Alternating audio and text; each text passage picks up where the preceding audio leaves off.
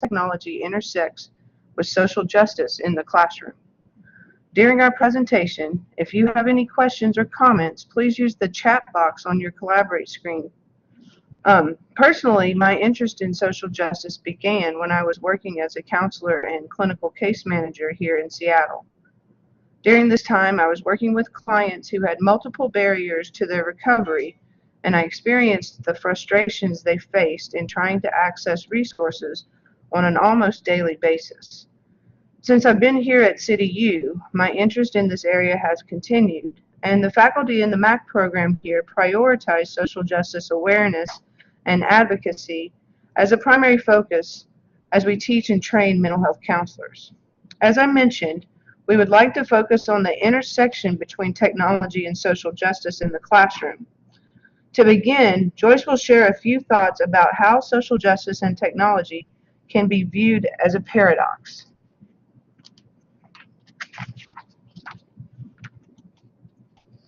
Thanks, Ellen.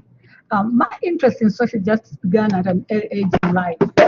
Growing up in a third world country and witnessing poverty and political injustices, and then coming from a political family that was vocal and always advocating for others, I developed an interest in social justice and equality.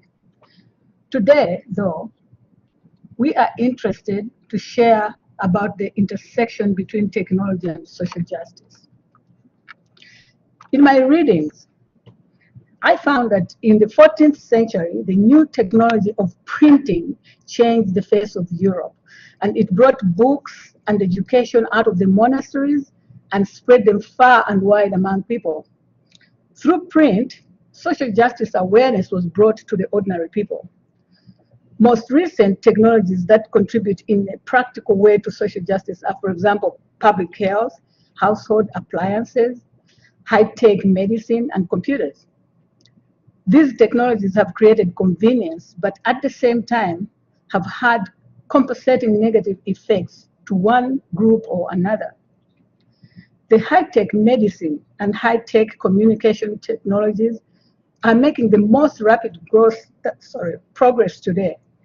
In terms of the high-tech medicine, here in the United States, a medical system based on the ethic of the free market inevitably favors the rich over the poor, and the inequalities grow sharper as the costs increase.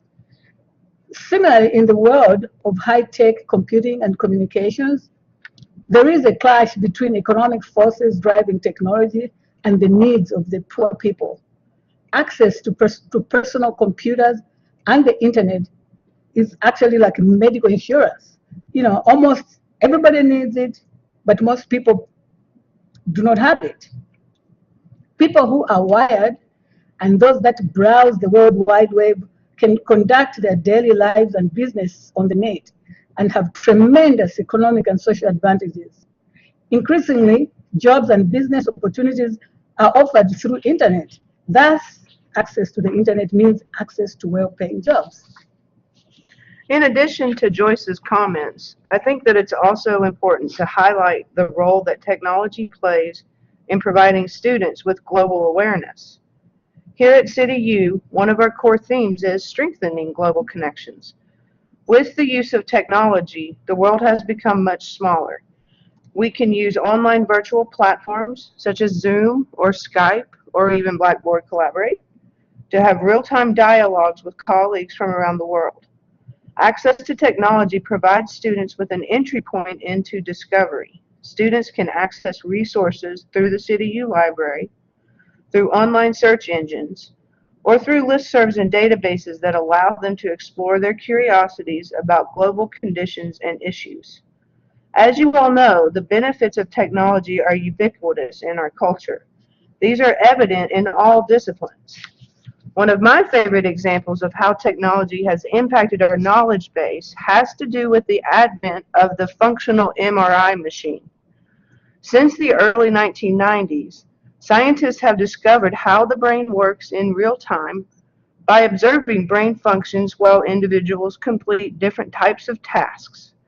In the fields of psychology and counseling, the implications of this technological advance have allowed researchers and practitioners to better understand how memories are formed, how pain is perceived, and how to understand and interpret the neurophysiological bases of emotion. As we stated on the slide, technology creates equality, access to learning in the classroom. Students can take classes at many universities that were not available to them due to the distance and associated cost. Textbooks are now available at the lower cost at electronic versions. Some classes offer free learning resources. Computers are available through employers in the libraries, and if we think of a larger population of students, many districts also offer free computer rentals to all students in middle and high schools. There are also tablets available to students in special ed programs. Finally, nowadays there is software for students with disabilities, such as screen readers, and schools are required to comply with ADA guidelines. Technology, however, creates inequality at the same time. Still, there are plenty of underserved areas where students do not have access to resources or their resources are not adequate. That prevents students from attending online classes and or fully benefiting from them. Now we have a question for you all. In your specific discipline, what are some of the other examples of ways that people use technology in the classroom to address issues of social justice or equality or global awareness? You can go ahead and type in the chat box if you have any ideas.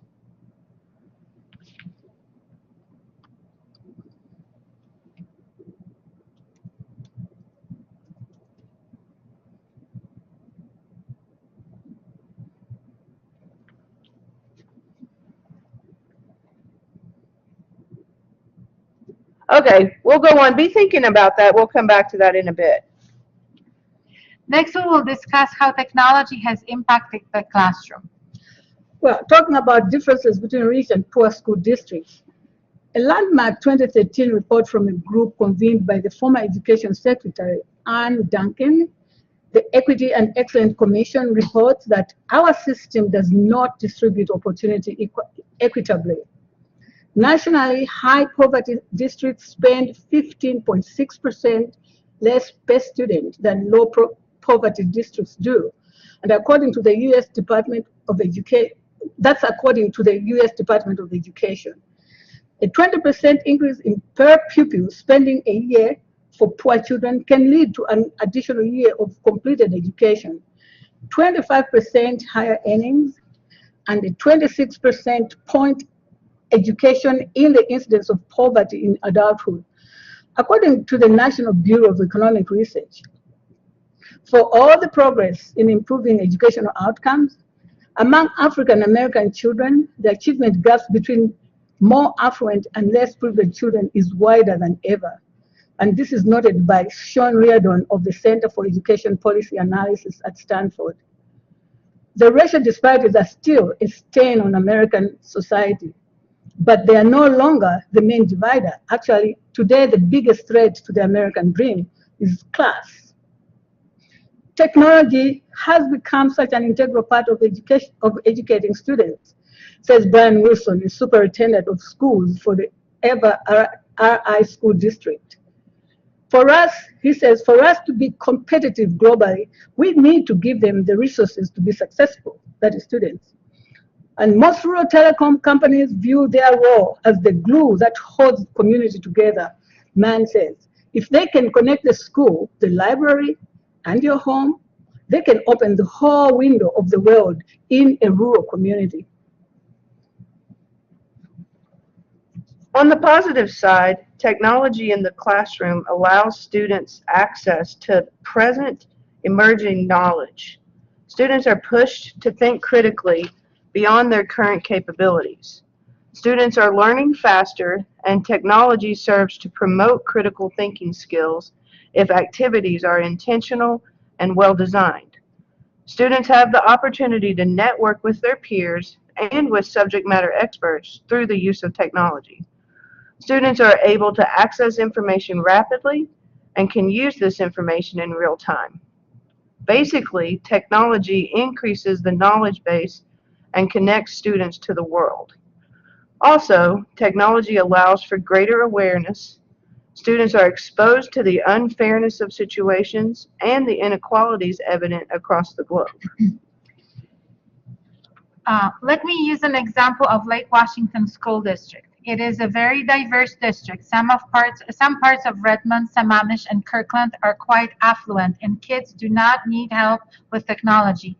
But there are also parts where 40% plus of students get free or subsidized breakfasts and lunches. These kids come from less affluent homes and cannot afford having their own laptops. Lake Washington School District offers laptops to all students in grades 6 and higher. Students must use these laptops at school. Additionally, in lower grades, kids have classes with computers, so they learn how to use them. In library classes, they learn how to search for resources. Finally, tablets are available as well.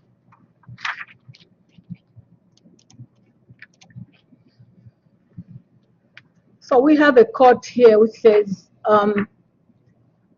more people are experiencing an emancipation of voice situated in social identity than they have ever had before through the use of computers. This is a quote by Titiga. I don't know how to pronounce that word, but cited by Titiga. And in full, the quote is, it says, as more people use the internet and the World Wide Web to mediate, more people are experiencing that emancipation of voice situated in social identity than they've ever had before through the use of computers in asynchronous environments and other communication tools in the cyberspace. And Freer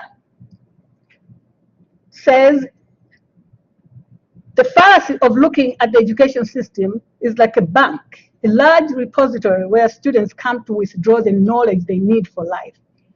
Knowledge is not a set commodity that is passed from teachers to the students. Students must construct the knowledge from knowledge they already possess. And teachers must learn how the students understand the world so that the teacher understands how the student can learn. Thanks, Joyce. Now I have another question for you all. Again, you can type responses in the chat box. Think about what we do here at CityU, and I'm curious how we use technology in our own classrooms in different departments across the university to promote social justice. So if you've got any ideas about that, go ahead and type those in the chat box.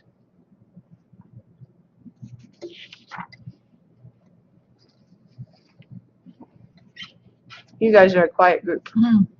All right, and how about some of the things we do? Oh, tough question. We don't even realize how many times we use technology to promote equality in our classrooms.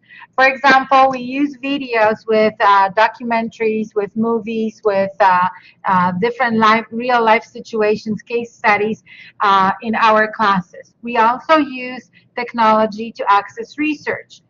We make assignments about groups of people. We raise awareness this way. We also have virtual meetings through Collaborate. We offer virtual office hours to our students to instruct them and to have chats and even some lectures. We also have virtual tutors who are helping our students through our writing center and math center. So these are just a few examples of technology uses at City University. All right, now Mary's had some time to think. So Mary says that the library team has been actively working with faculty to adopt library resources as required readings. This reduces the cost of education and makes it more accessible to more of our students. Mary, thank you for that. That's a great example. Another example that we can share is the QR codes that we are all familiar for scanning and in different situations. Now they became part of the classroom, and if you didn't have a chance to attend the session with Garen Ross, you can go and check the recording of his session to learn more about that. Some additional examples, like from the SAS and MAC programs, a lot of the activities are framed around issues of social justice. raising awareness of local and global issues that impact people in the helping professions. Social justice, that is access to health care, mental health care, civil rights, women's rights, advocacy as a professional behavior. Ethical issues are raised also, like the right to die, punishment, professionalism while working with people, boundaries, cultural issues and awareness. And also for professional development, recording practice sessions, interviews to analyze professional behavior, assessment and psychiatric condition symptoms, assessment of students as in case presentations. Thanks, Joyce. Another example is an opportunity that students in the MAC program have been given to participate in the National University Nurse Managed Clinic project. In this project, students have been invited to join in on interprofessional collaborative teams, including students from a number of disciplines, to address health disparities in the Watts community in Los Angeles. This project has received federal grant funding, and students in the first cohort worked with their colleagues to develop a smoking cessation app that included the ability to connect with counselors for social support. As I mentioned before, we have also health centers at City University that have already proved their effectiveness. Math Tutoring Center that has been funded by National University Innovation Grant is offering help to students in various math classes. Students can attend one-on-one sessions with tutor. Similarly, our writing tutoring session has helped about 100 students over the years, and all that help was offered with the help of technology, Skype sessions, email, phone, etc. Additionally, in our classes, we ask students to do film reviews. We offer them documentaries, reports. Technology allows instructors and students to have quick access to articles for discussions, etc. Finally, a survey that allowed us to get students' opinion on various social issues is including social justice issues. In online classes, instructors have virtual hours, class activities, student chats, and many more could be done with the help of technology. And besides helping to create equality in the classroom, technology also allows us to reduce the amount of paper in the classrooms. We go green this way. Allows students also to archive and easily organize materials that are offered to them. Thanks, Anna and Joyce. I enjoyed working on this with you guys. I'm curious if anyone else in the audience has any other thoughts or questions at this point, or maybe ideas that have come up for you as we've been talking.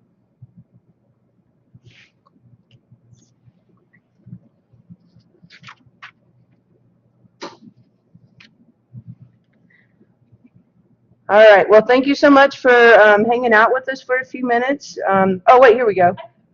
Yeah. So Mary says she appreciates the variety of strategies that we've shared.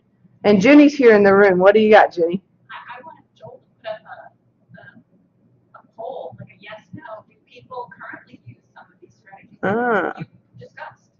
Yes or no? I'm just curious. Can you put up a yes, no poll? So we're having a little discussion here in the room. Yeah. All right. Yeah, we're not going to use technology in our discussion of technology. Oh, wait, here we go. So Joel put up a brief little response for us. So how many of us are using social justice in the classroom right now? If you could click on your choice there, we'll get a sense of what's going on here in-house. We got two. Oh, we got 2 yeses. I'm going to click yes because we're using social justice. We got 4 yeses. Anybody else? Finding ways to use technology to promote social justice and equity for students? We're encouraging awareness of social justice issues. Feel free to also, okay, thanks, Joel. All right, well, I think that we have concisely discussed our topic today. And again, I appreciate you all being here. Thank you for your time. Thank you for participating in the Professional Development Conference. And if you have any questions that come up to you later on, feel free to email us. Thank you so much. Thanks, Brody. Enjoy your night.